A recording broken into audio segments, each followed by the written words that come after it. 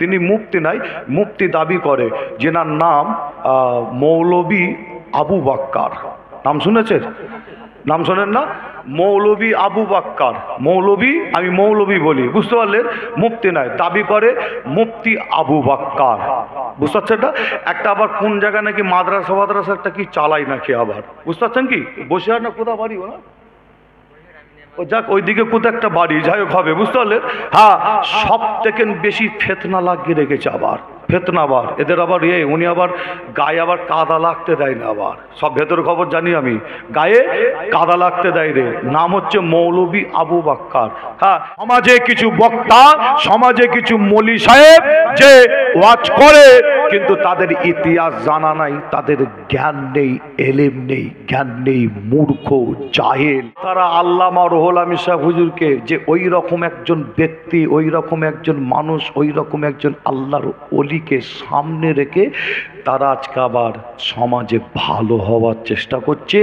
কিন্তু আপনারা মোবাইলে দেখলে আপনারাও পাবেন, আর আগেকারের এরকম হ্যান্ডবিল, পোস্টার, বই হাজারো খুঁজলে আপনারা পাবেন, মানুষের কাছে তোলা আছে। তিনার বিরুদ্ধে কত ইস্তেহার, কত হ্যান্ডবিল, কত কি ছাড়া হয়েছিল, তিনাকে কত ছোট বড় কথা বলা হয়েছিল, গালাগালি পর্যন্ত করা হয়েছিল। যে এমনও কথা বলা হয়েছে যে তিনি যখন মারা যাচ্ছেন, ইন্তেকাল করছেন, যে ঈমান হারা হয়ে মারা যাচ্ছিল, যে ফুরফুরা শরীফ থেকে কোনো একজন হুজুর গিয়ে ভয়েস দিয়েছে, তারপরে আল্লামা রুহুল আমিন সাহেব হুজুর এলেম নাকি আবার ফিরে পেয়েছে। জোরে বলুন নাউজুবিল্লাহ, আরো জোরে হবে না? যে যে এই সমস্ত কথা বলেছে, একটা সময় রেকর্ড আছে, বহু মানুষ জানে, যে এমন কি বলা হয়েছে তিনি যখন নাকি ইন্তেকাল করছেন, দুনিয়া থেকে বিদায় নিচ্ছে, ঈমান হারা হয়ে নাকি যাচ্ছিল। বলবেন না নাউজুবিল্লাহ? আরো জোরে হবে না? চিন্তা করেন কত বড় কথা। আর সেই সমস্ত ব্যক্তি, আর তাদের সাথে আবার কিছু এই বসিরহাটের কিছু আবার মৌলবী, তাদের সাথে এক হয়ে আল্লামা রুহুল আমিন সাহেব হুজুরকে সামনে রেখেছে। কেন? এই সামনে না রাখলে বসিরহাটের মানুষ তো আমাদের ছুঁড়ে ফেলে দেবে, বুঝতে পারছেন না? বাদুরিয়ার মানুষ তো ছুঁড়ে ফেলে দেবে, বেড়াচাপার মানুষ তো ছুঁড়ে ফেলে দেবে। কেন? এই সমস্ত মানুষরা আল্লামা দাদা হুজুরকে তো অবশ্যই মহব্বত করে। দাদা হুজুর না হলে আল্লামা হুজুরকে চেনা যেত কি? চেনা যেত না, তাই তো নাকি? দাদা হুজুরকে অবশ্যই মহব্বত করে। আর তারপরে দাদা হুজুরের পরে 5 হুজুর যেমন আছেন, তারপরে আল্লামা রুহুল আমিন সাহেব হুজুরকে মহব্বত করে। তাই এই সমস্ত মানুষগুলোর যদি বেড়ে নস করতে হয়, আল্লামা রুহুল আমিন সাহেব হুজুরকে মিল মহব্বত যাতে না হয়। আজকে বসিরহাট, অন্য কোনো জেলা নাই, 24 পরগনার এই বসিরহাটের, বিশেষ করে বসিরহাটের আশপাশের নাম করা নাম বদলেই ধরে নেবেন আপনারা, নাম করা কিছু বক্তা, কিসের দিক থেকে নাম করা বলেন দেখেন? অন্যদিকে নাই, সব সময় ফেতনা লাগানো, বুঝতে পারছেন না?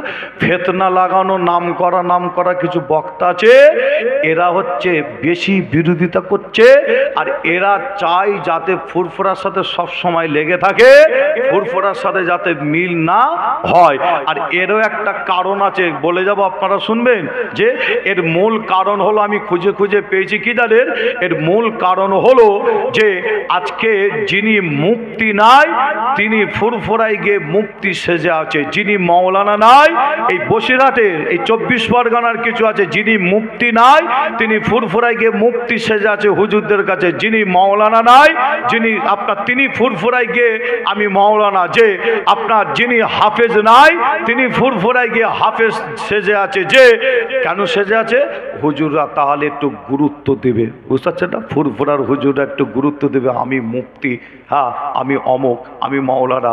আর কেমন মুফতি জানেন? আপনাদের একটা নাম একটা বলে ফেলি, আর নাম না বললে আমি তো আবার থাকতে পারি না আবার।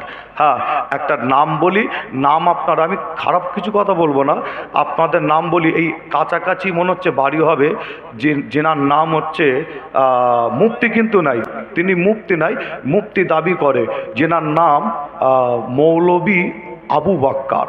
নাম শুনেছেন? নাম শোনেন না? মৌলভী আবু বাক্কার। মৌলভী, আমি মৌলভী বলি, বুঝতে পারলেন? মুফতি নাই, দাবি করে মুফতি আবু বাক্কার। বুঝতে পারছেন না? একটা আবার কোন জায়গায় নাকি মাদ্রাসা একটা কি চালাই নাকি আবার, বুঝতে পারছেন কি? বসে আর না কোথা বাড়ি ও না, ও যাক ওইদিকে কোথাও একটা বাড়ি, যাই হোক হবে, বুঝতে পারলেন? হ্যাঁ, সব থেকে বেশি ফেতনা লাগিয়ে রেখেছে আবার, ফেতনা আবার এদের আবার উনি আবার গায়ে আবার কাদা লাগতে দেয় না, আবার সব ভেতর খবর জানি আমি, গায়ে কাদা লাগতে দেয় রে।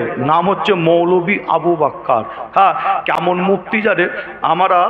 আমরা অনেক ভাইয়েরা যারা জানে না, আমার ভাইরা অনেকে জানে না, তেনাকে ফোন করে মাঝে মধ্যে মুফতি সাহেব ভেবে ফোন করে, কিন্তু আমি তো করিনি, মুফতি সাহেব ভেবে অনেকে ফোন করে।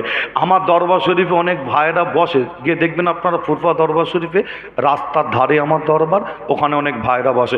যে কোনো একজন আমার জুনিয়র ভাই, একজন জুনিয়র বয়সে জুনিয়র আমার থেকে, নাম বললে বুঝতে পারবেন, যাই হোক আপনার, তিনি ফোন করছে মৌলবী আবু বাক্কারকে একটা ফতোয়া জানার জন্য ফোন করেছে। হ্যালো, ফোন লেগেছে, আর আমি আগেই বলছি কেন ফোন করতে যেচ্ছিস, কি ফতোয়া দেবে বল তবু? হ্যাঁ, কেন ফোন করতে, আমি মানা করলাম, তারপরও ফোন করেছে। হ্যালো, ভাইটা আপনার মুফতি বলে আপনার জানে, বলছে মুফতি সাহেব একটা ফতোয়া জানার ছিল। বলছে হুজুর বলুন। আমি বলছি ফোনটা লাউডে দে, আমি একটুখানি শুনি। ফোনটা লাউডে দিয়েছে।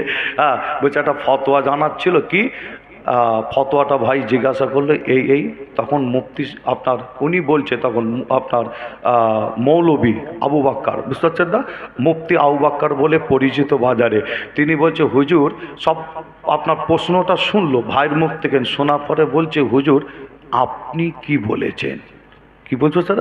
তখন বলছে আপনি কি উত্তর দিয়েছেন তাদের, বুঝতে পারছেন না? তার মানে ভাই বলছে যে আমাকে অমুক জায়গা থেকে একজন ফোন করে এরম জানতে চাইছে, আর আমি তো মুফতি নাই, ফতোয়া আমি দেবো কীভাবে?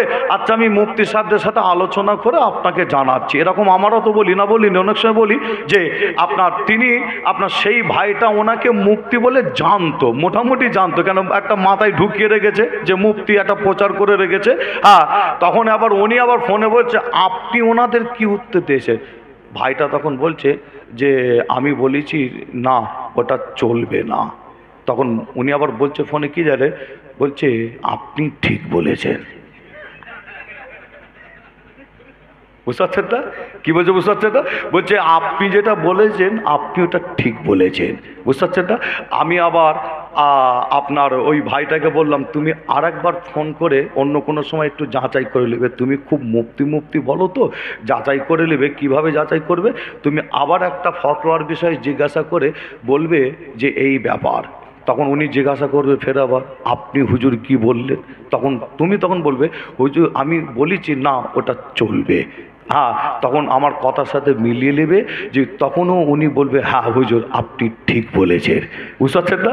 যে তার মানে হ্যাঁ, হুজুর চটানো যাবে না, বুঝতে পারছেন না? ও ফতোয়া কি হয় না হয় দেখা দরকার নেই, হুজুর পিজ্জাদা চটানো যাবে না।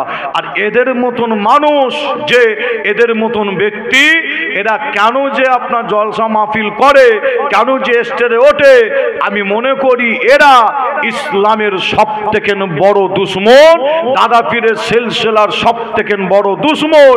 আর যারা দাদা হুজুরের সিলসিলার খেদমত করছে, আপনার দাদা হুজুরের সিলসিলার জন্য রক্তকে পানি করে ফেলছে আমাদের মুফতি সাহেব। আপনারা জানেন যিনি রাত জাগে এবং দিনের বেলাও আপনার দিনের খেদমত করে, ইসলামের খেদমত করে, এই সমস্ত ব্যক্তিরা আবার ইনাদের আবার বিরোধিতা করে, বলে মেনে নেওয়া যাবে বলে মনে হয়? মানা যাবে? মানা যাবে না। তাই আপনাদের ছোট ভাই ছেলে হিসাবে বলে যাই, খুব সাবধান, আল্লাহ হেফাজত করেন। যে আমার একজন চাচাজান হুজুর, উনি চেষ্টা করেছিলেন যাতে এটা মিটে যায়, যে এরাই কিন্তু আবার ঠিক ফুরফুরায় গিয়ে আপনার ফুরফুরায় গিয়ে বিভিন্ন দিক থেকে বিভিন্নভাবে জিনিসটাকে আবার চেপে দিল। যে হ্যাঁ, তবে আমি আসিম বিল্লাহ সিদ্দিকী বলেছি, আজও বলছি, ফুরফুরা দরবার শরীফের সাথে অল ইন্ডিয়া সুন্নাতুল জামাতের ওলামা হজরতদের সঙ্গে আপনার মনোমালিন্য যেটা ছিল, আপনার দূরত্ব যেটা ছিল, ফুরফুরার মুজাদ্দিদুজ্জামান দাদা পীরের সিলসিলার সঙ্গে আপনার দূরত্ব ছিল, যে না আপনাদের বলে যাই, দাদা হুজুরের সিলসিলার সাথে অল ইন্ডিয়া সুন্নাতুল জামাতের দূরত্ব ছিল যে না, দাদা হুজুরের সিলসিলার মানুষ, দাদা হুজুরের সিলসিলার হাতিয়ার দূরত্ব ছিল কাদের সাথে?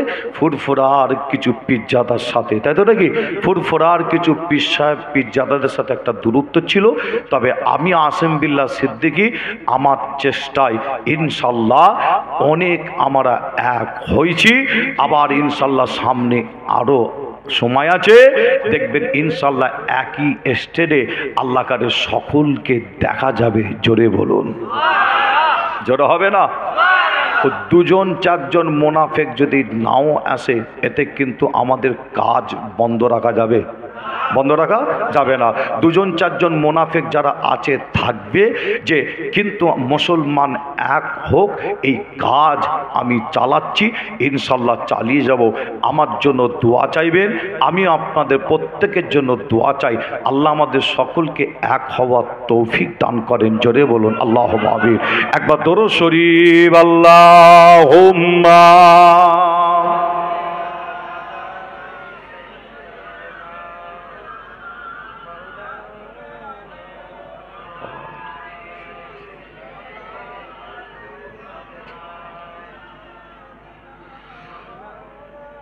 গোলাপ লীলাম, গাঁদা লীলাম, লীলাম রজনীগন্ধা, মনের সুখে মালা গেঁথেছি হাজার ফুলের মালা, মনের সুখে মালা গেঁথেছি হাজার ফুলের মালা। একেবারে দেখা দাও যদি ও গো কামলিওয়ালা, একেবারে দেখা দাও যদি স্বপ্নে রাতের বেলা, হাসি মুখে পরাবো তোমায় হাজার ফুলের মালা, সুযোগ পেলে পরাবো তোমায় হাজার ফুলের মালা। বলো বলো ইয়া রাসূলুল্লাহ, ইয়া হাবিবাল্লাহ। সকলে আমার নবীর মোহাব্বত ভালোবাসা একবার বলেন, বলো বলো ইয়া রাসূলুল্লাহ, বলো বলো ইয়া রাসূলুল্লাহ। সাদা ফুলকে প্রশ্ন করি রংটি কোথায় পেলে, নবীজির ওই দাঁত মোবারক সাদা ছিল বলে। জোরে হবে না সুবহানাল্লাহ? আর একটু জোরে হবে না? সাদা ফুলকে প্রশ্ন করি রংটি কোথায় পেলে, নবীজির ওই দাঁত মোবারক সাদা ছিল বলে। তাই সাদা ফুলকে তুলে তুলে গেঁথে রাখলাম মালা, হাসি মুখে পরাবো তোমায় হাজার ফুলের মালা, সুযোগ পেলে পরাবো তোমায় হাজার ফুলের মালা। বলো বলো ইয়া রাসূলুল্লাহ, ইয়া হাবিবাল্লাহ। আরো জোরে বলো বলো ইয়া।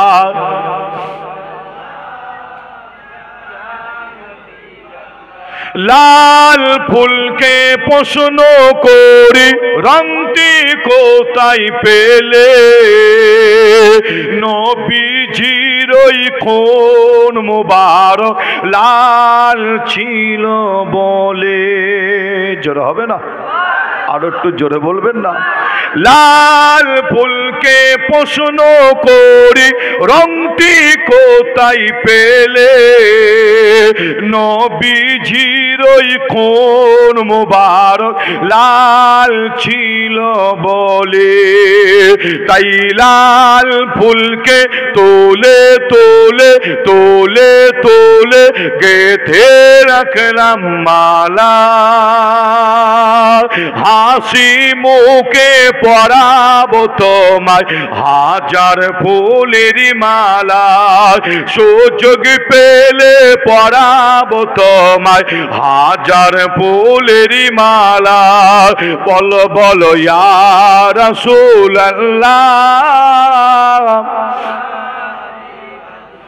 বলো বলো ইয়া রাসূলুল্লাহ। দরুদ শরীফ আল্লাহুম্মা সাল্লি আলা।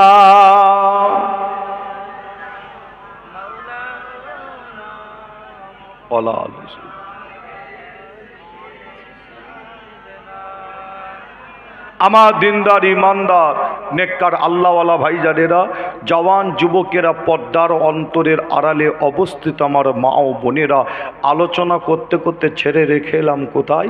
গরিবে নওয়াজ, তাই তো নাকি? খাজা মঈনুদ্দিন চিশতি আজমিরি হুজুরকে ভারত থেকে তাড়াতে পারে না, জানে মারার চেষ্টা করেছিল, মারতে পারে না। কিন্তু যে ওই রাজস্থান আজমির শরীফের জমিনে একটা বড় টপ র্যাঙ্কের মাস্তান তৈরি হলো, যার নাম শুনলে মানুষ ভয়ে কাঁপত, তাই তো নাকি? নামটা হলো কি? খাজা হুজুরের জীবনীর মধ্যে পাওয়া যায়, নাম হলো যোগী জাইপাল, তাই তো নাকি? নাম হলো কি? যোগী জাইপাল। একটা বড় টপ র্যাঙ্কের মাস্তান ছিল, আল্লাহর ওলিকে জানে মারবে কিভাবে? খাজা হুজুরকে তাড়াতে তো পারেনি, জানে মারার জন্য যোগী জাইপাল করছে কি? একটা শেষ প্ল্যান, একটা পাথরে জাদু করছে। খাজা হুজুরের জীবনী করলে পাবে, পাথরটা ছোট পাথর ছিল যে না, বিশাল বড় পাথর ছিল। এত বড় পাথর, ওই পাথরটা এই গ্রামে 300 থেকে 500 যুবক মিলে যদি তুলে যদি চাগানোর চেষ্টা করে, পাথরটা তুলে চাগাতে পারবে না। ওই বিশাল বড় পাথরে জাদু করে জাদু করে জাদু করে ওই পাথরটা আল্লাহর অলির দিকে ছুঁড়ে দিয়েছিল জাদুর দ্বারায়।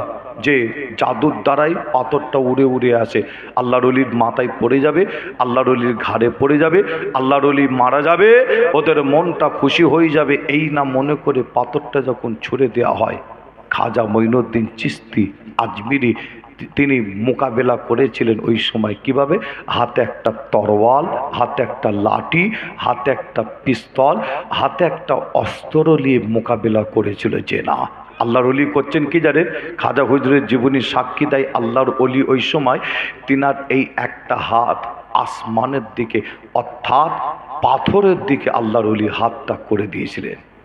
মুসলমানের ঘরে ছেলে মেয়েরা, বাড়া তরুণেরা, আয়ামা নওজওয়ান যুবকেরা, পর্দার অন্তরালে মা ও বোনেরা, এ আমার নবী প্রেমিকেরা, খাজা হুজুরের জীবনী খুললে আপনি দেখতে পাবে, খাজা হুজুরের জীবনী পড়লে বুঝতে পারবে। এ যুবকেরা, আল্লাহর ওলিকে জানে মারার জন্য ওই সময় শেষ একটা প্ল্যান করেছিল। ওই বিশাল বড় পাথরে জাদু করে ওই পাথরটা যখন ছুঁড়ে দেওয়া হয়েছিল, বিশাল বড় পাথরটা জাদুর দ্বারাই উড়ে উড়ে আসে, আল্লাহর ওলির মাথায় পড়ে যাবে, আল্লাহর ওলির ঘাড়ে পড়ে যাবে, আল্লাহর ওলি মারা যাবে, ওদের মনটা খুশি হয়ে যাবে। এই না মনে করে ওই পাথরটা যখন ছুঁড়ে দেওয়া হয়েছিল, পাথরটা যখন উড়ে উড়ে উড়ে উড়ে আসে, আল্লাহর ওলি ওই সময় করেছিল কি জানে? একটা হাত ওই পাথরের দিকে করে দিয়ে আল্লাহর ওলি ওই সময় ওই পাথরকে বলেছিল, এ পাথর, আল্লাহ যদি হুকুম হয়, আমি মঈনুদ্দিন বলছি, আমার মাথার ওপরে, আমার ঘাড়ের ওপরে, আমার পিঠের ওপরে সে পড়। এ পাথর, আল্লাহ যদি হুকুম যদি না হয়, তুই ওই জায়গায় ওই অবস্থায় রয়ে যা, রয়ে যা, রয়ে যা, রয়ে যা, রয়ে যা, রয়ে যা। এ নবী প্রেমিকেরা, খাজা হুজুরের জীবনী সাক্ষী দেয়, ওই সময় আল্লাহর ওলির মুখের কথাটা আল্লাহ দরবারে কবুল হয়ে গিয়ে ওই পাথরটা ওই জায়গায় ওই অবস্থায় রয়ে গিয়েছিল। আরো জোরে বলুন সুবহানাল্লাহ, আরো জোরে বলুন সুবহানাল্লাহ। এ নবী প্রেমিকেরা, আজও পর্যন্ত ওই পাথরটা রাখা আছে। আপনি যদি মনে করেন নিজের চামড়া চোখে দেখব, আসেম বিল্লাহ সিদ্দিকী ভাই তিনার জবান থেকে খাজা হুজুরের জীবনী শুনলাম, আল্লাহর ওলির জীবনী শুনলাম। একবার পাথরটা আমি নিজের চামড়া চোখে দেখতে চাই। ওই পাথর দেখানোর জন্য আপনাকে করতে হবে কি জানেন? খাজা হুজুরের মাজার জিয়ারত করবে। খাজা হুজুরের মাজার জিয়ারত করলে ওখান থেকে দাঁড়িয়ে দেখতে পাবে, ওপর দিকে তাকালে দেখতে পাবে একটা বিশাল বড় পাহাড়। ওই পাহাড়টার নাম খাজা হুজুরের জীবনীর মধ্যে পাওয়া যায় তারাগণ পাহাড় বলা হয়, তারাগণ পাহাড় বলা হয়। ওই পাহাড়ের উপরে উঠতে হয়। ওই পাথরটা দেখার জন্য নিচু থেকে গাড়ি ভাড়া পাওয়া যায়। পাহাড়ের উপরে ওঠার জন্য নিচু থেকে গাড়ি ভাড়া পাওয়া যায়। আপনি গাড়ি চেপে পাহাড়ের উপরে উঠবেন। ওই পাহাড়ের উপরে ওঠার পরে আপনি পাহাড়ের উপরে দেখবেন কি জানেন? আল্লাহর ওলির মাজার। ওই পাহাড়ের উপরও আছে শহীদান হুজুরদের মাজার আছে, আল্লাহর ওলির কবর মোবারক রয়েছে, শহীদান হুজুরদের কবর মোবারক রয়েছে। এ যুবকেরা, আল্লাহর ওলির মাজার জিয়ারত করবে, শহীদান হুজুরদের কবর মোবারক জিয়ারত করবে। শহীদান হুজুরদের কবর মোবারক জিয়ারত করতে যাবে, ওখানে গিয়ে দেখবেন এত কবর মোবারক আছে। ওখানে একটা ছোট্ট কথা আপনাদের বলে দিয়ে যায়, ওই জায়গায় গিয়ে শহীদান হুজুরদের কবর জিয়ারত করতে গিয়ে আপনি ওখানে গিয়ে যদি কবর যদি গণের 1 2 3 4 করে যদি আপনি কবর যদি গুনে গুনে যান, আপনার হিসাবে হবে 100টা কবর। আবার আপনি যদি আবার ওই কবর যদি আবার গুনেন, আপনি 1 2 3 4 করে যদি গুনে গুনে যান, আপনার হিসাবে হবে 101টা কবর। আবার যদি মনে করেন ভুল হয়েছে, আবার আপনি যদি গুনেন 1 2 3 4 করে যদি গুনে গুনে যান, আপনার হিসাবে হবে 99টা কি 102টো। তার মানে ওখানে গিয়ে আপনি কবর গুনে হিসাব করে আপনি মিলাতে পারবেন না।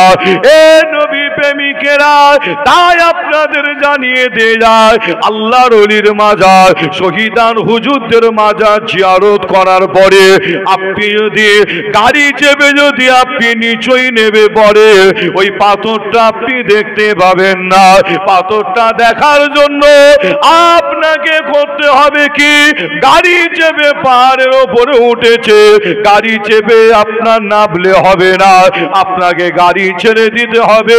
পাহাড় কেটে রাস্তা তৈরি করা আছে, ওখান থেকে আপনি হেঁটে হেঁটে হেঁটে হেঁটে নামতে নামতে দেখতে পাবে আজও পর্যন্ত ওই পাথরটা একটা জায়গায় রাখা আছে। শুধু পাথর দেখবেন যে না, আপনারা লক্ষ্য করলে দেখবে ওই পাথরের গায়ে আল্লাহর ওলির এই দুটো আঙুলের ছাপ আজও পর্যন্ত দেখতে পাওয়া যায়। জোরে হবে না সুবহানাল্লাহ? পাহাড়টার নাম হলো তারাগড় পাহাড়। অনেকে আপনারা গেছেন খাজা হুজুরের মাজার জিয়ারত করেছেন, অনেকে পাহাড়ে উঠেছেন। যিনারা জানলে আপনারা যাবেন, গিয়ে দেখে আসবেন। আল্লাহু আকবার। আজও পর্যন্ত সেই পাথরটা রাখা আছে। গাড়ি চেপে উঠবেন, কিন্তু গাড়ি চেপে নামলে কিন্তু দেখতে পাবেন না। গাড়ি ছেড়ে দিতে হবে, গাড়ি রেখে দিয়ে আপনাকে ওখান থেকে যে পাহাড় কেটে রাস্তা তৈরি করা আছে, ওখান থেকে হেঁটে হেঁটে হেঁটে হেঁটে নামতে নামতে দেখবেন একটা জায়গায় পাথরটা রাখা আছে। শুধু পাথর রাখা আছে, যেটা ভালো করে পাথরের গায়ে লক্ষ্য করে দেখবেন খাজা হুজুরের এই দুটো আঙুলের ছাপ আজও পর্যন্ত পাথরের গায়ে দেখতে পাওয়া যায়। জোরে বলুন, জোরে হবে না? ওই পাথর দেখার পরে আপনি যদি আবার কিছুটা যদি হেঁটে হেঁটে নামেন, আবার যদি কিছুটা হেঁটে হেঁটে নামেন, নামতে নামতে পাহাড় থেকে নামবেন, হেঁটে হেঁটে নামবেন, এই নামতে নামতে দেখবেন আল্লাহর ঘর একটা মসজিদ পাহাড়ের ওপরে, যে ওই মসজিদের পাশে গায়ে একটা গাছ আছে, যে গাছ আপনাদের গ্রামে পাড়ায় অনেক জায়গায় দেখতে পাওয়া যায়। নামটা বললে আপনারা ধরে নিতে পারবেন। গাছটার নাম হলো নিম গাছ। আপনাদের গ্রামে নিম গাছ আছে না? নয়, নিম গাছ নয়, আপনাদের পাড়ায় গ্রামে নিশ্চয়ই আছে। এবার আমি যদি জানতে চাই নিম গাছের স্বাদ হলো কি? তেতো, তাই তো নাকি? নিম গাছের স্বাদ হলো তেতো। যে আপনারা অনেক সময় নিম গাছের ডাল ভেঙে, বিশেষ করে দেখতে পাওয়া যায় রমজান মাসে, আমরা আপনার নিম গাছের ডাল ভেঙে মেসওয়াকের জন্য ব্যবহার করি। কি করি না? অনেক সময় করা হয়, যে রমজান মাসও হয় এবং রমজান মাস ছাড়াও অনেকে ব্যবহার করে না, মেসওয়াকের জন্য ব্যবহার করে থাকি আমরা। তাই আপনাদের জানাই নিম গাছের স্বাদ হলো কি? তেতো। কিন্তু সেই পাহাড় থেকে আপনি নামবেন, নামতে নামতে দেখবেন আল্লাহর ঘর একটা মসজিদ, মসজিদের পাশেই, মসজিদের গায়ে একটা নিম গাছ। ওই নিম গাছের একদিকে ডাল ভেঙে পাতা চিবোবেন, তার স্বাদটা পাবেন তেতো। আবার আর একদিকের ডাল, একই গাছ, আর একদিকের ডাল ভেঙে পাতা চিবোবেন, তার স্বাদটা পাবেন মিষ্টি। জোরে বলুন, জোরে হবে না? গাছ হলো একটা, স্বাদ হলো দুটো। আল্লাহু আকবার। আল্লাহর কি নিয়ামত দেখেন, যে আল্লাহর কি কুদরত।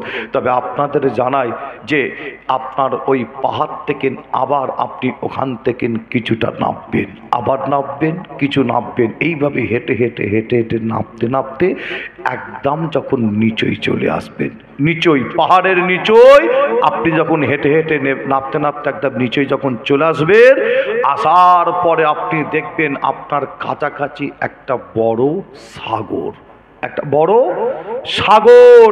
সাগরটার নাম খাজা হুজুরের জীবনীর মধ্যে পাওয়া যায় আনা সাগর। কি সাগর? আনা সাগর। ওই সাগরের কাছে যাবেন, আপনি গিয়ে লক্ষ্য করে দেখবেন সাগরটার মাঝখানে একটা দ্বীপ, একটা দ্বীপ আছে। যে আমি নিজে আনা সাগরের ধারে আমি নিজে গিয়েছিলাম, আনা সাগরের ধারে দাঁড়িয়ে দেখছি আনা সাগরের মাঝখানে একটা দ্বীপ। দ্বীপে আবার নিয়ে যাওয়ার জন্য স্পিরিট বোট রাখা আছে, বোটে করে নিয়ে যাচ্ছে, আবার বোটে করে আবার নিয়ে চলে আসছে। আমি চিন্তা করলাম ওই দ্বীপে কি আছে, একবার যাই একটু ঘুরে আসি। আবার আমি গিয়েছিলাম তখন হচ্ছে যে রমজান মাসের সময় একটু গিয়েছিলাম। এই রমজান মাসটা একটু আমার একটু ফ্রি হয়, বুঝতে পারছেন না? রমজান মাসে একটু ফ্রি হয়, একটু রমজান মাসটা সফর করি। তাই রমজান মাসে গিয়ে দেখছি ওই দ্বীপে স্পিরিট বোটে করে গিয়ে দেখছি অন্য কিছুই নেই, যে কিছু চেয়ার টিয়ার টেবিল ফেলা আছে, আর দেখলাম কিছু দোকান আছে দ্বীপে, ওই দ্বীপে কিছু দোকান আছে। হ্যাঁ, আর রমজান মাসে দেখি ফুল দমে দেখি চালাচ্ছে কিছু মানুষ, বসে বসে খাচ্ছে, বুঝতে পারছেন না? আমি তখন বলছি এখানে বেশিক্ষণ থাকা যাবে না, বুঝতে পারছেন? রাজস্থান মরুভূমি এলাকা, এমনি কি গরম, গরম না? মরুভূমি এলাকা এমনি গরম। হ্যাঁ, আবার এই এরা যেভাবে খাচ্ছে, এই বেশিক্ষণ থাকা এখানে যাবে না, চলে চ বাবা বলে দু একজন গিয়েছিলাম, আমার আবার চলে এলাম, আবার যে বোট চেপে আবার এপারে চলে এলাম, বুঝতে পারলেন? যে তবে আপনাদের এ কথাই বলতে চাইছি, তার মানে ওই যে আনা সাগরটা ছোট নয়, বড় সাগর, তাই তো নাকি? একটু বড় সাগর। তবে আপনাদের একটু জানাই যে ওই আনা সাগরের পানিটা ওই সময় রাজস্থানের মানুষ ব্যবহার করত, ওই সময় আজমির শরীফের মানুষ ব্যবহার করত। কেন? মরুভূমি এলাকা মানে পানি পাওয়া কঠিন ব্যাপার। এখন কিন্তু আপনার পানি, যে আপনি আজমির শরীফ রাজস্থানের বিভিন্ন জায়গায় যেখানেই যাবেন পানি পাবে, কিন্তু আমি যে সময়ের কথা বলছি পানি পাওয়া কঠিন ব্যাপার ছিল। ওই রাজস্থানের মানুষ, আজমির শরীফের মানুষ আনা সাগরের পানি নিয়ে পান করত, আনা সাগরের পানি খেত, আনা সাগরের পানি ব্যবহার করত। তার সাথে ভারতের জমিনে মাথায় টুপি দেনেওয়ালা, কলমা পড়নেওয়ালা একজন মুসলমান, তিনিও খাজা হুজুর পানি ব্যবহার করতেন, অর্থাৎ উজু করতেন। যে ওই সময় খাজা হুজুরের ওপরে একটা কড়া আইন জারি করেছিল। কি আইন? এই মঈনুদ্দিন দিন যেন আনা সাগরের পানিটা যেন ব্যবহার না করতে না পারে, করা আইন। এই মঈনুদ্দিন যেন আনা সাগরের পানি যেন ব্যবহার না করতে না পারে, যে তবে আপনাদের ছোট ভাই ছেলে হিসাবে জানাই, খাজা হুজুরের জীবনী সাক্ষী দেয় আল্লাহর ওলি ওই সময় মোকাবেলা করেছিলেন কিভাবে। আপনারা এই কথাটা একবার নাই বহুবার শুনেছেন। কোন কথাটা?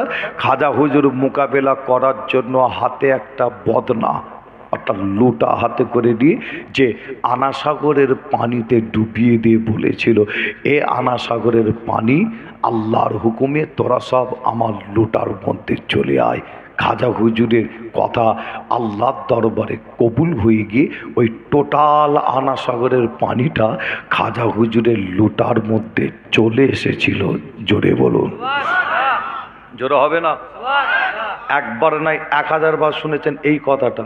লুটা ডুবিয়েছিল, সব পানি খাজা হুজুরের লুটায়। 1000 বার, তার থেকে কোনো বেশি শুনেছেন।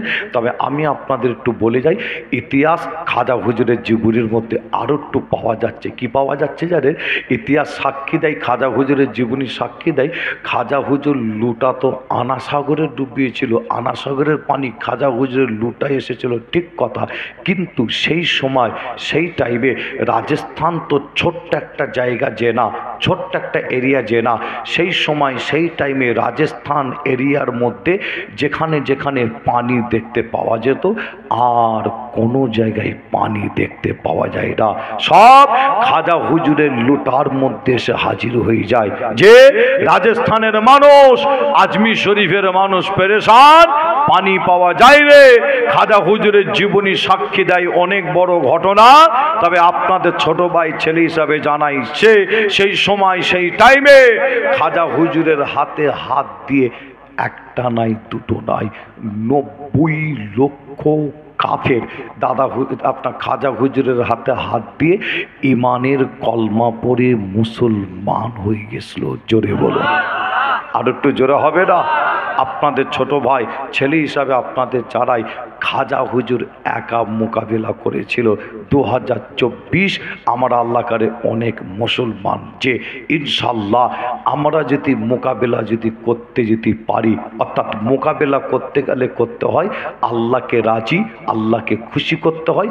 খাজা হুজুর মোকাবিলা করেছিল, আল্লাহকে রাজি, আল্লাহকে খুশি করেছিল, আল্লাহর মাদাত খাজা হুজুরের ওপরে হয়েছিল। জোরে বলুন, আর একটু জোরে হবে না? মুসলমানের ঘরে ছেলে মেয়েরা, বারা তরুণেরা, আয়ামা নওজওয়ান যুবকেরা, পর্দার অন্তরালে মা বোনেরা, এ আমার নবী প্রেমিকেরা, তাই আপনাদের জানিয়ে দেয় আল্লাহর ওলির স্মরণে শানে স্বভাব, আল্লাহর ওলিদের নামে দোয়ার মদলি। তাই আমি আসিম বিল্লাহ আপনাদের কাছে ওলিদের দুটো কথা বলে যাচ্ছি, আল্লাহর ওলিদের দুটো কথা জানিয়ে যাচ্ছি। এ যুবকেরা, ফুরফুরার পীর মুজাদ্দিদুজ্জামান দাদা হুজুর আল্লামা রুহুল আমিন সাহেব হুজুর, তিনাদের স্মরণে শানে স্বভাব। তাই আপনাদের জানিয়ে দিয়ে যায় মুজাদ্দিদুজ্জামান দাদা হুজুর তিনিও কিন্তু মোকাবেলা করেছিল। এ যুবকেরা, নিশ্চয়ই আপনারা শুনেছেন, তারপরও আপনাদের একবার জানিয়ে দিয়ে যায় আপনাদের খুবই কাছাকাছি একটা জায়গার নাম আছে, যে জায়গাটা হলো গোবরডাঙ্গা বলা হয়। এ নবী প্রেমিকেরা, মুজাদ্দিদুজ্জামান দাদা হুজুর পীর কেবলা রাহমাতুল্লাহ আলাইহি সিনার দিকে গোবরডাঙ্গার জমিদার ব্যক্তি একটা নাই দুটো নাই তিনটে গুলি চালিয়েছিল। দাদা পীরের সিনার দিকে বন্দুকের নলটা করে দিয়ে তিনটে গুলি করেছিল, একটাও গুলি বন্দুকের নল থেকে বার হয় না। ফুরফুরা পীর আবু বাক্কার দাদা হুজুরের সিনাই গিয়ে লাগে না। আরো জোরে বলুন সুবহানাল্লাহ। এ নবী প্রেমিকেরা, আয় আমার নওজওয়ান যুবকেরা, তাই আপনাদের জানিয়ে দেয়া যায় আল্লামা রুহুল আমিন সাহেব হুজুর আপনাদের খুবই কাছাকাছি শুয়ে আছে, যিনি হলেন বড় মাওলানা, যিনাকে মুজাদ্দিদুজ্জামান দাদা হুজুর পীর কেবলা বলেছিল, ও বাবা বড় মাওলানা আল্লামা রুহুল আমিন সাহেব হুজুর। কিন্তু আপনাদের সাথে একটু জানিয়ে দিয়ে যায়, বড় দুঃখ লাগে, এই দাদা হুজুর পীর কেবলা বলেছিল আল্লামা বড় মাওলানা বলেছিল, কিন্তু আপনাদের জানায় কিছু ব্যক্তি কিছু মানুষ আছে যারা এখন আল্লামা রুহুল আমিন সাহেব হুজুরের দরদ দেখায়, তারা এক সময় আল্লামা বলে মানতে চায় না। বসিরহাটের আল্লামা রুহুল আমিন সাহেবকে তারাই আবার এক সময় বড় মাওলানা বলা যাবে না, তারাই আবার প্রতিবাদ করেছিল। এ যুবকেরা, বসিরহাটের আল্লামা রুহুল আমিন সাহেব হুজুরের স্মরণী সালে সবার বসিরহাটের মহাব্বতের মানুষ আল্লামা রুহুল আমিন সাহেব হুজুরের দাদা হুজুরের মহাব্বতের মানুষ। তাই আপনাদের জানিয়ে দিয়ে যায়, আল্লামা রুহুল আমিন সাহেব হুজুরকে আজ যারা ঢাল করছে, আল্লামা রুহুল আমিন সাহেব হুজুরকে সামনে যারা রেখেছে, তারা এক সময় বলেছিল বসিরহাটের আল্লামা তিনি অমুক জায়গায় জমি বন্ধক দিয়ে তিনি সংসার চালিয়েছিল, তিনাকে এমন কেলেম দেওয়া হয়েছিল সমাজে। এ যুবকেরা, তবে আপনাদের জানাই আল্লামা রুহুল আমিন সাহেব হুজুর তিনি এমন একজন ব্যক্তি, এমন একজন মানুষ ছিল, যিনাকে বলা হতো এলেমের দরিয়া, এলেমের সাগর বলা হতো। যখন আল্লামা রুহুল আমিন সাহেব হুজুরকে ফুরফুরা পীর আবু বাক্কার দাদা হুজুর দেখতে, এই দেখার সাথে সাথে ফুরফুরা পীর আবু বাক্কার উঠে দাঁড়িয়ে সম্মান করিতে।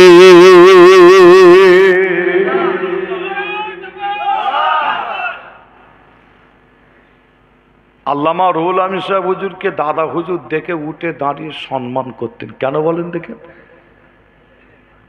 আপনারা একবার নাই অনেক ওলামা হযরতদের জবান থেকে শুনেছেন যে বসিরহাট আল্লামা রুহুল আমিন সাহেব হুজুর বলতেন, হুজুর আপনি আমার পীর, আপনি আমাকে দেখে উঠে পড়েন, আমাকে একটু লজ্জা লাগে, লাগবে না? অবশ্যই, তাই তো নাকি? পীর দাদা হুজুর ফুরফুরা পীর আবু বাক্কার দাদা হুজুর বলতেন কি জানেন, বাবা রুহুল আমিন আমি তোমাকে দেখে উঠিনি গো, তোমার মধ্যে যে এলেমটা আছে সেই এলেমকে দেখে আমি আবু বাক্কার উঠে দাঁড়িয়ে পড়ি। জোরে বলে, আরো জোরে হবে না? যে আজ তারা আল্লামা রুহুল আমিন সাহেব হুজুরকে যে ওই রকম একজন ব্যক্তি, ওই রকম একজন মানুষ, ওই রকম একজন আল্লাহর ওলিকে সামনে রেখে তারা আজকে আবার সমাজে ভালো হওয়ার চেষ্টা করছে। কিন্তু আপনারা মোবাইলে দেখলে আপনারাও পাবেন, আর আগেকারের এরকম হ্যান্ডবিল পোস্টার বই হাজারো খুঁজলে আপনারা পাবেন, মানুষের কাছে তোলা আছে তিনার বিরুদ্ধে কত ইস্তেহার, কত হ্যান্ডবিল, কত কি ছাড়া হয়েছিল, তিনাকে কত ছোট বড় কথা বলা হয়েছিল, গালাগালি পর্যন্ত করা হয়েছিল। যে এমনও কথা বলা হয়েছে যে তিনি যখন মারা যাচ্ছেন, ইন্তেকাল করছেন, যে ঈমান হারা হয়ে মারা যাচ্ছিল, যে ফুরফুরা শরীফ থেকে কোনো একজন হুজুর গিয়ে ভয়েস দিয়েছে, তারপরে আল্লামা রুহুল আমিন সাহেব হুজুর এলেম নাকি আবার ফিরে পেয়েছে। জোরে বলুন নাউজুবিল্লাহ, আরো জোরে হবে না?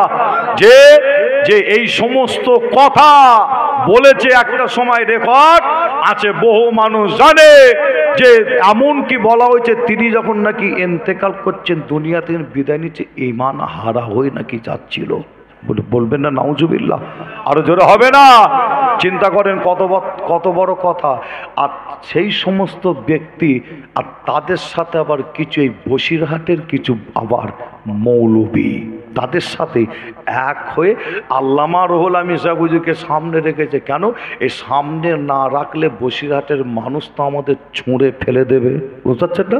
বাদুরিয়ার মানুষ তো ছুঁড়ে ফেলে দেবে, বেড়াচাপার মানুষ তো ছুঁড়ে ফেলে দেবে। কেন? এই সমস্ত মানুষরা আল্লামা দাদা হুজুরকে তো অবশ্যই মহব্বত করে। দাদা হুজুর না হলে আল্লামা হুজুরকে চেনা যেত কি? চেনা যেত না, তাই তো নাকি? দাদা হুজুরকে অবশ্যই মহব্বত করে। আর তারপরে দাদা হুজুরের পরে 5 হুজুর যেমন আছেন, তারপরে আল্লামা রুহুল আমিন সাহেব হুজুরকে মহব্বত করে। তাই এই সমস্ত মানুষগুলোর যদি বেড়ে নস করতে হয়, আল্লামা রুহুল আমিন সাহেব হুজুরকে সামনে রাখো। যে তবে আমি আসিম বিল্লাহ সিদ্দিকী আপনাদের কাছ থেকে বিদায় নেওয়ার আগে, আখিরি দোয়া মোনাজাত করার আগে, প্রায় 12টার কাছাকাছি দোয়া চাওয়ার আগে একটু বলে যাই, খাদিজা মাদ্রাসায় আমি আসিম বিল্লাহ সিদ্দিকী একটা কথা বলেছিলাম, আপনারা নিশ্চয়ই শুনেছেন কিনা জানি না। অনেকে ওরাই প্রচার করছে, ওরাই যে আমি কথাটা বলেছি, আর ওই কথাটাকে তারা উল্টোভাবে ব্যাখ্যা করছে মানুষের কাছে, যে আপনারা নিশ্চয়ই আমাকে আপনারা ভুল বোঝেন নে, যে আপনাদের জানাই আমি আসিম বিল্লাহ বলেছি এক, তারা ব্যাখ্যা করছে আর এক, যে সমাজে কিছু বক্তা, সমাজে কিছু মৌলী সাহেব যে ওয়াজ করে, কিন্তু তাদের ইতিহাস জানা নাই, তাদের জ্ঞান নেই, এলেম নেই, জ্ঞান নেই, মূর্খ জাহেল।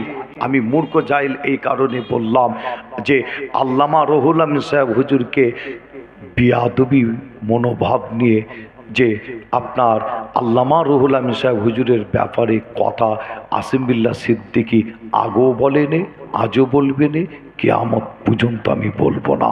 কেন? আল্লামা রুহুল আমিন সাহেব হুজুর আমি জানি তিনি একজন আল্লাহর ওলি, দাদা হুজুরের বড় খলিফা, বড় মাওলানা আল্লামা দাদা হুজুর উঠে সম্মান দিতেন, তাহলে কেমন মানুষ তিনি হতে পারেন। নিশ্চয়ই আমি এগুলোকে নিয়ে ভাববো, যে আমি আগেও কোনো রকম বেয়াদবি কথা বলিনি, আজও বলবো না, কিয়ামত পর্যন্ত বলবো না। তার আর একটা কারণ, আমার আব্বাজান হুজুর যিনি ফুরফুরার একজন বয়োজ্যেষ্ঠ পীর ছিলেন, দাদা হুজুরের নকশা কদম অনুযায়ী আমার আব্বাজান হুজুর চলতেন, যে একদম 60 থেকে 62 বছর আল্লাহ আমার আব্বাজানের হায়াত দিয়েছিলেন। দাদা হুজুরের নকশা কদম অনুযায়ী কেমন চলতো একটা উদাহরণ দিলে বুঝতে পারবেন। এই 60 থেকে 62 বছর বয়স আল্লাহ দিয়েছিলেন, শুধু ভারত নয় বাংলাদেশেও তিনি খেদমত করেছেন। আমাদের মতন আয়েশ আরাম করে এরকম গাড়ি চেপে তিনি ঘুরেছেন যে না, বাসে করে ট্রেনে করে তিনি টেকারে করে হেঁটে পায়ে হেঁটে এইভাবে তিনি দাদা হুজুরের নকশা কদম অনুযায়ী চলেছেন। যে তিনি এমন একজন মানুষ ছিলেন আমার আব্বাজান হুজুর, তিনি যখন ইন্তেকাল করেন, ইন্তেকালের পরে 2 মসজিদের মুসল্লিরা তর্ক বিতর্ক শুরু করে। দাদা হুজুরের মাজারের পাশে মসজিদ, ওখানকারের মুসল্লি, ছোট হুজুরের মাজারের পাশে মসজিদ, ওখানকারের মুসল্লি তর্ক বিতর্ক শুরু করে। কি তর্ক বিতর্ক? যে আমার আব্বাজান হুজুরকে একই টাইমে একই সময় ঈশান নামাজ দুটো মসজিদে একই টাইমে হয়, আর এই দুটো মসজিদে আব্বাজান হুজুরকে একই টাইমে একই সময় নামাজ পড়তে দেখা যায়। জোরে বলুন, আরো জোরে হবে না? 2 মসজিদের মুসল্লিরা তর্ক বিতর্ক করে। কেউ বলে না এখানে হুজুর পড়েছে, আমি নিজে দেখেছি। আবার কেউ বলছে না হুজুর এই মসজিদে নামাজ পড়েছে, আমি নিজে দেখেছি। আবার কেউ বলছে আমার পাশে দাঁড়িয়ে নামাজ পড়েছে। যে আপনারা অনেকে কম বেশি শুনেছেন আব্বাজান হুজুরের কথা, যে তিনি এমন একজন ব্যক্তি ছিল, আমার আব্বাজানের সঙ্গে আমি ছোটবেলায় বাসে করে আল্লামা রুহুল আমিন সাহেব হুজুরের মাজার জিয়ারত কয়েকবার আব্বাজানের সাথে এসে করে গেছি। বাসে করে হুজুরের মাজারে এসে দোয়া নিয়ে গেছি। যে কিন্তু সমাজে আসিম বিল্লাহ সিদ্দিকীকে উড়িয়ে দেওয়ার জন্য কি আল্লামা রুহুল আমিন সাহেব হুজুরকে ঢাল করে বলছে আসিম বিল্লাহ সিদ্দিকী বেয়াদবি করেছে, বেয়াদবি কথা বলেছে। কি বলেছে? না ওনার লাশ তুলে এসে নাকি খাদিজাই দাফন করে দেবে বলেছে। আচ্ছা বলেন কত বড় মিথ্যুক জাহেল মূর্খ বক্তা, চিন্তা করেন। আমি কিন্তু এ কথা বলিনি, মোবাইল খুললে আপনারা পাবেন। আমি ওখানে একটা কথা বলেছি, যদি শরিয়াত ইসলাম যদি হুকুম দিত, কি কথাটা বুঝতে পারছেন না? আর এরা প্রচার করছে কি আসিম বিল্লাহ সিদ্দিকী বলছে যে জাহেল মূর্খ বক্তা, যে এলেম নেই। এরা বলছে কি যে উনি নাকি আমার কথা আমাকে ইশারা করে বলছে নাম ধরার ক্ষমতা এদের হয়নি, বুঝতে পারছেন না? এদের নাম ধরার ক্ষমতা নেই। যেদিন নাম ধরবে ইনশাল্লাহ সেদিন বুঝতে পারবেন যে এতটুকু এতটুকুন বলে দিয়ে গেলাম। এদের নাম ধরার ক্ষমতা হয়নি, এরা ইঙ্গিতভাবে বলছে উনি নাকি বলেছে ওখান থেকে লাশ নাকি তুলে এখানে। আমি কিন্তু ও কথা বলিনি। আমি বলছি ইসলাম শরিয়াত যদি হুকুম যদি দিত, কেন ওখানে এমন কিছু কাজ, এমন কিছু ব্যবহার, এমন কিছু শরিয়াত ইসলাম বিরোধী কিছু কাজ কারবার হয়, সেদিকে চিন্তা করে, সেই দিকে খেয়াল করে আমি আসিম বিল্লাহ কথা আমি বলেছিলাম, যদি ইসলাম শরিয়াত যদি হুকুম দিত তাহলে আল্লামা রুহুল আমিন সাহেব হুজুরের লাশকে খাদিজায় এনে দাফন করতাম। তবে খাদিজাটা যদি জায়গাটা ওদের যদি পছন্দ যদি না হয় আমাকে পরে বলতে পারতো, আমি নাহলে বলতাম বাবা খাদিজা তোমাদের, খাদিজা এতই রাগ তোমাদের, জায়গাটা পছন্দ তখন হয়নি, খাদিজার ওপরে এতই রাগ, তাহলে দাদা হুজুরের পাশে এসে দাফন করে দেবো, কি খুশি হবে না? যে তবে আমি আসিম বিল্লাহ সিদ্দিকী আপনাদের বলি বেয়াদবি, এক চুল পরিমাণ বেয়াদবি মনোভাব নিয়ে কথা আমি বলিনি। আমি এখানে কি বলেছি, ইসলাম শরিয়াত যদি হুকুম দিত, কিন্তু তার পাশাপাশি আবার আপনাদের আমি একটু প্রমাণ দিয়ে যাব। কি প্রমাণ? আবারও প্রমাণ এখানে দিয়ে যাই। জান্নাতের সর্দার কে ছিলেন? ইমাম হাসান, ইমাম হোসাইন, তাই তো নাকি? আপনাদের জানাই ইমাম হাসান হুজুরের মাজার মোবারক হলো কোথায়? মদিনার কর্মস্থান জান্নাতুল মুআল্লা, জান্নাতুল বাকি কর্মস্থান। এই জান্নাতুল বাকি এমন একটা কর্মস্থান, ইমাম মালিক হুজুর কিতাবের মধ্যে লিখছেন জান্নাতুল বাকি কর্মস্থানে 10,000 সাহাবা হুজুরের কবর মোবারক রয়েছে। জোরে বলুন, আরো জোরে হবে না? যে এবং ওখানে জান্নাতের সর্দার ইমাম হাসান হুজুরের কবর মোবারক রয়েছে। আর ইমাম হোসাইন হুজুরের কবর মোবারক কোথায়? তাহলে কারবালার জমিনে তাহলে আমাদের ফিরে আসতে হয়। আর আমি আসিম বিল্লাহ যদি কারবালার ঘটনা কোন তুলে ধরি তাহলে আবার অনেক সময় লাগে, প্রায় 12টার কাছে সময়। তবে আপনাদের বোঝানোর জন্য একটু আপনাদের বলে যাই, যে আপনাদের জানানোর জন্য, আর ওই সমস্ত মূর্খ জাহেল অশিক্ষিত বক্তা মৌলী সাহেবদের একটু জানিয়ে দিয়ে যায়, আপনারাও শুনেলেন, ইতিহাস জানা নাই, এলেম যদি না থাকলে যা হয়। আমি আপনাদের জানাই, ইমাম হোসেন হুজুর যে কারবালার জমিনে শহীদ হয়েছিলেন, হুজুরকে এত কষ্ট দেওয়া হয়েছিল যে হুজুরের এই শরীর মোবারক থেকে শের মোবারকটাকে আলাদা করে দিয়েছিল। যে হুজুরের শরীর মোবারকের মাজার হলো, কবর মোবারক হলো কোথায় জানেন? একটা মুসলিম কান্ট্রি, মুসলিম দেশ, দেশটার নাম হলো ইরাক। ইরাকের জমিনে হুজুরের শরীর মোবারকের মাজার। আর হুজুরের শের মোবারকের মাজার কোথায় জানেন? হুজুরের শের মোবারকের মাজার আর একটা অন্য দেশে। প্রথম দাফন করা হচ্ছে কোথায় জানেন? দেখেন, জান্নাতের সর্দার ইমাম হোসেন হুজুরের শের মোবারক প্রথম দাফন করা হয়, কিতাবের মধ্যে পাওয়া যাচ্ছে উমাইয়া জামে মসজিদ বলে একটা মসজিদ, নাম মনে রাখবেন, উমাইয়া জামে মসজিদ মাঠে দাফন করা হয়। আবার বহুদিন পরে উমাইয়া জামে মসজিদ মাঠে মাটি খোঁড়া হচ্ছে, মাটি খুঁড়ে ইমাম হোসেন হুজুরের শের মোবারক তোলা হচ্ছে। দেখেন, জান্নাতের সর্দার যে তিনার শের মোবারক মাটি খুঁড়ে তোলা হচ্ছে, তুলে আবার নিয়ে চলে যাওয়া হলো কোথায়? আসকালান বলে একটি জায়গা আছে, আসকালানের মাটিতে নিয়ে গিয়ে দাফন করা হলো। আবার বহুদিন পরে আসকালানের মাটি খুঁড়ে হুজুরের শের মোবারক আবার তোলা হলো, তুলে আবার নিয়ে চলে যাওয়া হলো কোথায়?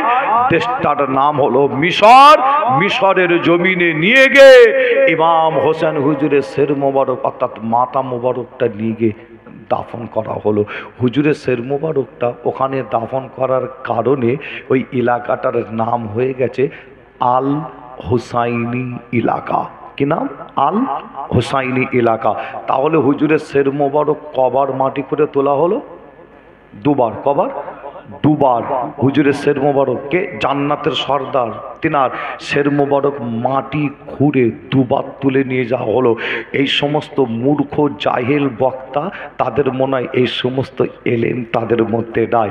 প্রয়োজন পড়লে অবশ্যই তুলতে হয়, প্রয়োজন পড়লে অবশ্যই তুলতে হয়। তবে আপনাদের কাছে যদি এই ঘটনা পুরো যদি তুলে ধরি অনেক সময় লাগে। তবে এতটুকুন বলে যাই, আমি আসিম বিল্লাহ সিদ্দিকী যে মিশরের আপনার 14 থেকে 16 দিন সফরে আমি গিয়েছিলাম, মিশর সফরে। এই মিশর সফরে গিয়ে ইমাম হোসেন হুজুরের শের মোবারকটা জিয়ারত করেছি, একবার নয় কয়েকবার। হুজুরের মাজারে গিয়ে শের মোবারক জিয়ারত করতে গিয়ে দেখলাম সারা পৃথিবীর নবী প্রেমিকরা এসে তারা জিয়ারত করছে, দোয়া নিচ্ছে। কিন্তু আপনাদের জানাই, ইতিহাস সাক্ষী দেয়, ইমাম হোসেন হুজুরের শের মোবারক যখনই মাটি করে তোলা হয়, দেখতে পাওয়া যায় হুজুরের শের মোবারকের একটা চুল পরিমাণ কোনো রকম পরিবর্তন দেখা যায়নি। জোরে বলুন, আরো জোরে হবে না? তবে আমি আসিম বিল্লাহ সিদ্দিকী এমন একজন ওলি মানুষের বিরুদ্ধে আমি বেয়াদবি কথা বলতে পারি না। আল্লামা রুহুল আমিন সাহেব হুজুর তিনি একজন আল্লাহর ওলি ছিল। আমারও মনের বিশ্বাস যে, আবারও বলছি, যদি পরিস্থিতি হয় সেটা আলাদা ব্যাপার। ইসলাম শরিয়াত যদি হুকুম দিত যে খুঁড়ে খুঁড়ে দেখো বা তুলে আরেক জায়গায় নিয়ে যাও, যে যে আগে বলি যে পরিস্থিতির ব্যাপারটা আলাদা, মাসলা পরিস্থিতি দুটো আলাদা। যে আপনার আল্লামা রুহুল আমিন সাহেব হুজুরের যদি কোদাল নিয়ে গিয়ে হুজুরের কবর মোবারকটা যদি খোঁড়া হয়, খুঁড়লে দেখতে পাওয়া যাবে, আমার মনের বিশ্বাস আমার আল্লাহ হুজুরের লাশকে আজও পর্যন্ত কবরে টাটকা রেখে দিয়েছে। জোরে বলুন, আরো জোরে হবে না? মুসলমানের ঘরে ছেলে মেয়েরা, বাড়া তরুণেরা, আয়ামা নওজওয়ান যুবকেরা, পর্দার অন্তরালে মা বোনেরা, এ আমার নবী প্রেমিকেরা, তাই আপনাদের কষ্ট দেব না। আখিরি দোয়া মোনাজাত করব। এই আখিরি দোয়া মোনাজাত করার আগে জানিয়ে দে যায়, এ যুবকেরা, একজন নবীর নাম মনে পড়ে যায়, আল্লাহর ওলির দুয়ার মধ্যে আপনারা আল্লামা রুহুল আমিন সাহেব হুজুর এবং মুজাদ্দিদুজ্জামানের স্মরণী সালে সওয়াব করেছে। আল্লাহর ওলিদের দুটো কথা আপনাদের কাছে তুলে ধরেছি, কিন্তু আপনাদের জানিয়ে দিয়ে যায়, একজন নবীর কথা মনে পড়ে যায়। নবীটার নাম হযরতে নবী ইউসুফ আলাইহিস সালাম, নাম আপনারা শুনেছেন। এ যুবকেরা, ইতিহাস সাক্ষী দেয়, কিতাবের মধ্যে পাওয়া যায় ইউসুফ নবীকে শতাত ভাইয়েরা তারা জানে মারার জন্য ইউসুফ নবীর শরীরের পোশাকের কাপড় খুলে নিয়ে ইউসুফ নবীকে ধাক্কা দিয়ে, পিছন দিক থেকে ধাক্কা দিয়ে কুয়াতে ফেলে দিয়েছিল ইউসুফ নবীকে জানে মারার জন্য। এ নবী প্রেমিকেরা, ইউসুফ নবীকে জানে মারার জন্য শতাত ভাইয়েরা কুয়ায় ফেলে দিয়েছিল। এই ঘটনা আপনারা একবার নয় বহুবার আপনারা শুনেছেন, তবে আপনাদের জানিয়ে দিয়ে যায়, আমার আল্লাহ পাক ইউসুফ নবীকে আবার ওই কুয়া থেকে তুলে দাঁড় করিয়েছিল। শুধু তুলে দাঁড় করিয়েছিল যে না, আমার আল্লাহ পাক ইউসুফ নবীকে কুয়া থেকে তুলে মিশরের বাদশাহ আল্লাহ করে দিয়েছিলেন। আরো জোরে বলুন সুবহানাল্লাহ। এ নবী প্রেমিকেরা, আমি আপনাদের এটাই বলতে চাই, ইউসুফ নবীর কথা বললে সারা রাত কেটে যাবে, শেষ হবে না। তবে আপনাদের জানিয়ে দেয়া, হযরতে নবী ইউসুফ আলাইহিস সালাম ইন্তেকাল করেছিল। হুজুর যখন ইন্তেকাল করে মিশরের জমিনে ইন্তেকাল করে, এই মিশরের জমিনে ইন্তেকালের পরে দেখতে পাওয়া যায় মিশরের মানুষের মধ্যে একটা দ্বন্দ্ব, একটা ঝামেলা শুরু হয়ে গেল। হুজুরের জানাজার নামাজ হয়নি, হুজুরের লাশ মোবারক রাখা আছে, নবীর লাশ মোবারক, ইউসুফ নবীর লাশ মোবারক রাখা আছে, কিন্তু মিশরের মানুষের মধ্যে একটা দ্বন্দ্ব, একটা ঝামেলা শুরু হয়ে গেল। কিসের দ্বন্দ্ব? মিশরের মানুষের মধ্যে দেখতে পাওয়া যায়, কেউ বলে ইউসুফ নবীর কবর মোবারক আমাদের এখানে হবে, কেউ বলে না না ইউসুফ নবীর কবর মোবারক আমাদের এলাকায় হবে। ইউসুফ নবী ইন্তেকালের পরে কি দেখতে পাওয়া যায়? দ্বন্দ্ব, ঝামেলা, কেউ বলে এখানে, কেউ বলে এখানে। আপনাদের বোঝানোর জন্য যদি বলি যে কেউ বলে আমার গ্রামে, এটা বোঝানোর জন্য বলছি, কেউ বলে আমার পাড়ায়, কেউ বলে আমার এলাকায় ইউসুফ নবীর কবর মোবারক হবে।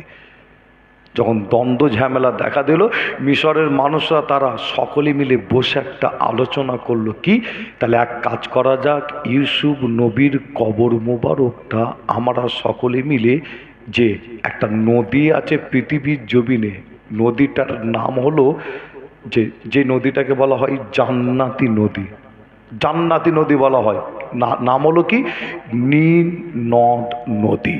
কি নাম? নীলনদ নদী। আর এই নীলনদ নদীটাকে বলা হয় জান্নাতি নদী বলা হয়। আমি আসিম বিল্লাহ নীলনদ নদীর কাছে গেছি, ওই নীলনদ নদীর বোর্ডের ওপরে করে একটু ঘুরেছি আমি, জান্নাতের নদী বলা হয়। যে যে আপনার মিশরের মানুষ তারা আলোচনা করলো, তাহলে এক কাজ করা যাক, ইউসুফ নবীকে নীল নদে দাফন করা হোক, নীল নদ দাফন করা হোক। কেন করল এই ডিসিশনটা, কেন নিল এই চিন্তা ভাবনাটা তাদের মধ্যে, কেন এলো মিশরের মানুষদের মধ্যে?